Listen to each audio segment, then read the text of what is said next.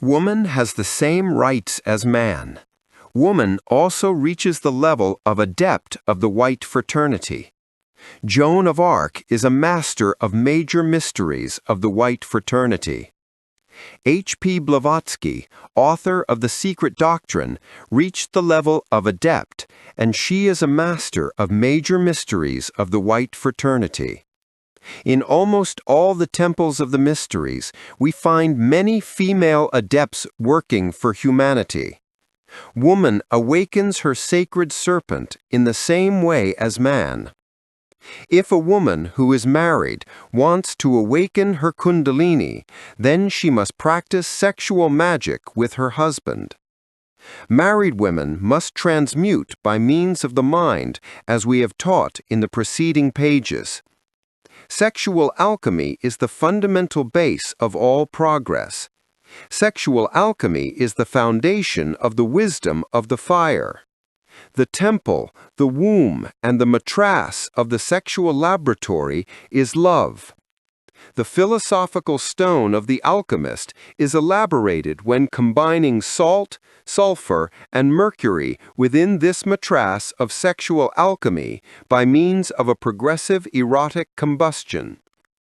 Within the sexual matras of our organic laboratory, the explosions of passionate fire combine certain ethereal, astral, mental, volitive, conscious, and divine arcana.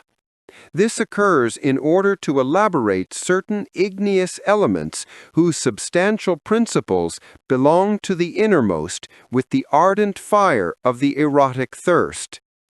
The woman accumulates a very large quantity of elemental fire from nature while in the state of sexual excitation.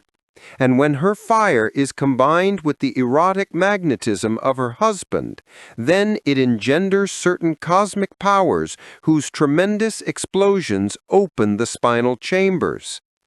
The boiling passionate fires of man and woman, when mutually and erotically combined, create truly ardent tempests that disturb the atmosphere and cause the tenebrous ones, who are the escorts of each chamber, to go mad.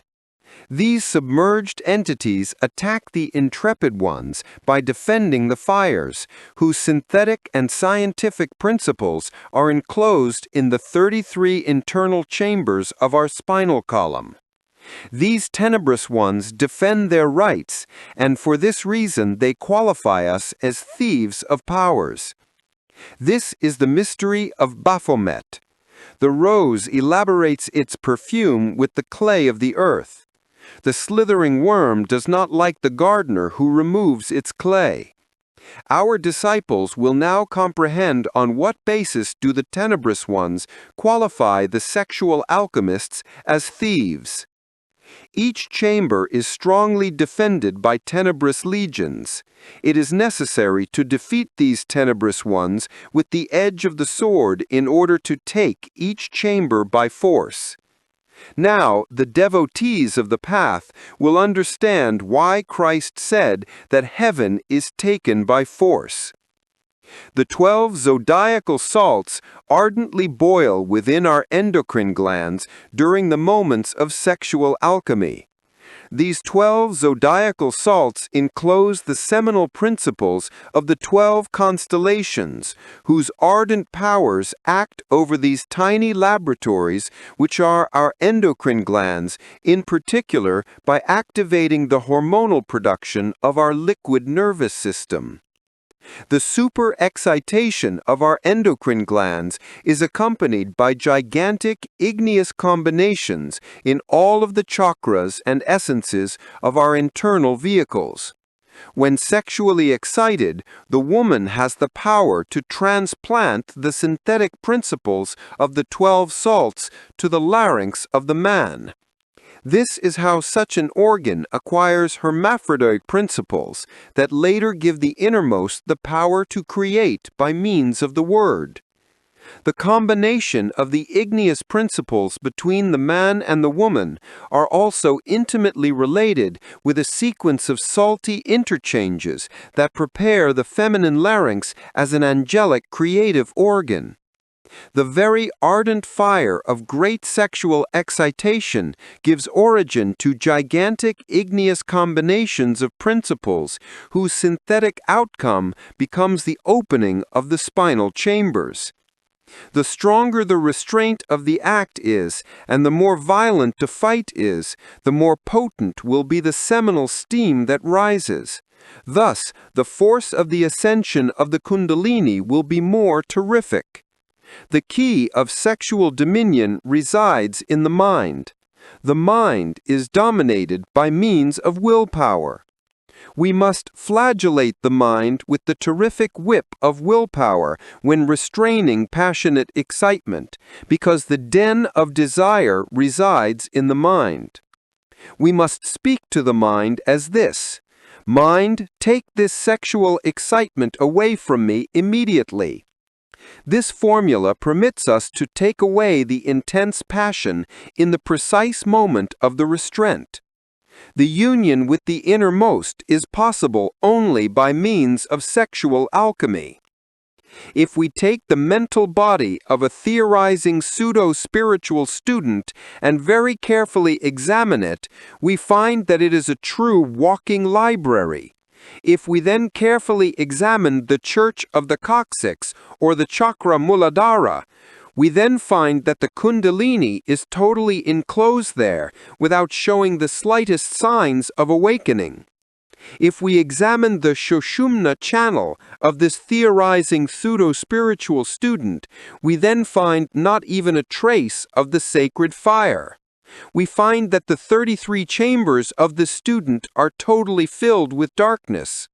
This internal examination will bring us to the conclusion that such a student is lamentably wasting his time. The sacred fire awakens when the lunar and solar atoms of our seminal system come in contact in the bone of the coccyx. However, if we waste our solar atoms with the seminal ejaculation, then there is not enough atoms to make contact in order to awaken this fire. 39. The student can have a mental body converted into a true library, but all of the 33 chambers of his spinal column will be disconnected in complete and profound darkness. In conclusion, this student is an inhabitant of the darkness, of the abyss.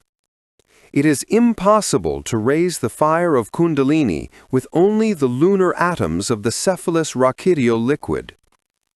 It is indispensable that the solar atoms of the seminal system make contact with the lunar atoms of the cephalous rachidial liquid in order to awaken the sacred fire.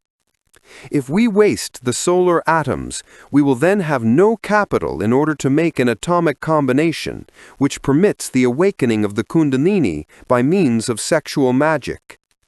The Kundalini is of an absolutely sexual nature, and it is only possible to awaken it by means of sexual alchemy. If we carefully examine the internal constitution of a mystical person, we will find a very beautiful conscious body, buddhic, and the luminous and reflective ethers of the ethereal body will be very voluminous.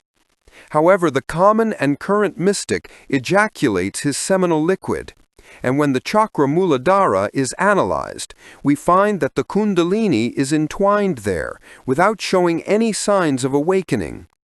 The 33 chambers of the spinal column of this mystic of our example are filled with darkness, because the fire has never passed through them.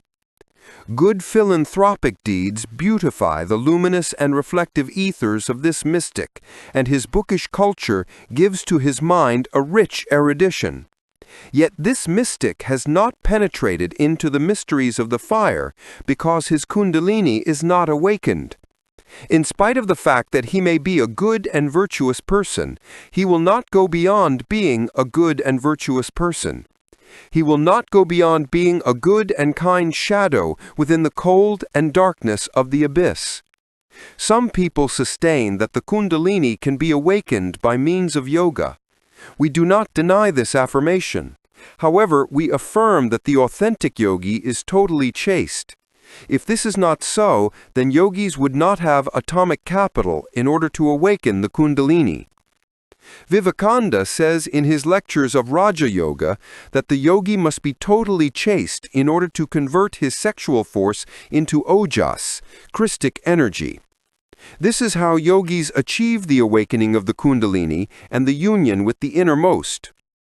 The sexual alchemy of yogis is related with respiratory exercises and with certain practices of internal meditation that have never been printed in any published book. If the yogi fornicates, he does not have sufficient atomic capital in order to make the spinal fires ascend. The yogi lamentably wastes his time. Yoga practices are only for those that belong to the Asian ray. Among the Gnostics, the woman is the priestess of the blessed Mother Goddess of world. There are some who want to reach the union with the innermost without even taking the Kundalini into account. These students are perfectly lost, because the union with the innermost is possible only by means of fire. This is why the word Inri, or INRI, was placed upon the cross of the martyr of Calvary. The fire renews nature incessantly. Are you agnostic? Are you a mystic? Are you a yogi? Remember, good disciple, you can only enter Eden through the door from which you departed. That door is sex. It is said that there are many ways. We, the masters of the major mysteries of the Great White Lodge, affirm that there is only one door to enter into Eden, and that door is sex. All who do not obey the command of the Lord Jehovah, all who continue to eat the forbidden fruit, are disciples of the doctrine of the Baalim. As the sacred scriptures state, for them will be the burning lake of fire and sulfur. This is the second death. The Gnostic man must intensely love his priestess. Woman must live always filled with harmony, and she must cultivate the artistic sense. Woman penetrates the distinct halls of the fire, and she Christifies herself at the same time as the sacred fire ascends through her spinal medulla. Woman must restrain the sexual act and withdraw from the man before the orgasm in order to avoid the loss of her seminal liquid. This is how the Kundalini awakens in the woman, just as it does in the man. Masculine magnetism, when mixed with feminine magnetism, starts the awakening of the sacred fires in woman. Woman must cultivate beauty, music, and love. Let us awaken within ourselves the esoteric majesty of our interior beauty. Allow me to affirm the majesty of our being. I am a solitary tree. I am the tree of life.